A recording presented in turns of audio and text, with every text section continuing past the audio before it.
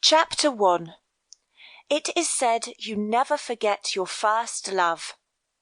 Turning 40, looking 30, March Morgan didn't have anything to forget. Finally, the years and disillusionment had eroded her youthful vows. She'd been married, but she'd never really been in love. As a girl, she'd argued passionately with her cynical friends about the existence of true love. She'd fended off her mother's sensible advice to lower her standards, survived unscathed into her mid-20s when the biological clock and Paul's crooked grin enticed her to take a walk down the aisle. The end of her marriage happened as fast as their whirlwind courtship. One summer evening, long-lost determination whispered into her ear. Standing at the sink washing dishes, March gazed out the window at the stars, and her heart made the decision. She had 2 sons and a husband. That the boys were Paul's from a previous marriage didn't matter. March loved them. Paul was content with their life. Both had good jobs, March as a contract administrator for an oil company, Paul a senior systems analyst, but she felt trapped. The day-to-day reality of cooking, cleaning, working full-time, and sleeping with a man she no longer loved had worn her dreams thin. In An Essay on Man, Alexander Pope had written, "Hope springs eternal in the human breast."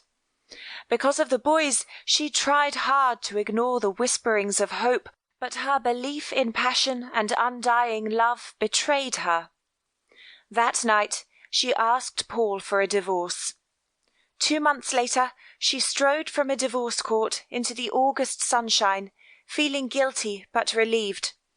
Needless to say, Michael and Paul Jr. had elected to live with their father.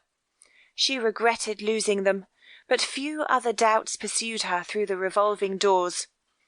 A cloud floated across the sun, darkening the day, and the full realization of what she'd done stopped her in her tracks. She'd given up everything for a dream. Knuckles white, she gripped the rail, her heart thudding. Passers-by tossed her curious looks. Fear of the future held her motionless. As the summer sun broke from behind the clouds, any hesitation fled. I'm free. On the courthouse steps, she surveyed her new world. A man with long, softly wavy hair smiled at her. He was darkly handsome, but 10 years younger than she. Her fingers itched to glide through his black mane. March studied the men her age, most of them balding and sporting beer bellies. Her spirits sank.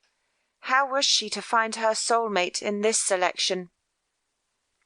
So, it was a miracle, really, to find that fantasy existed on the last page of a glossy woman's journal.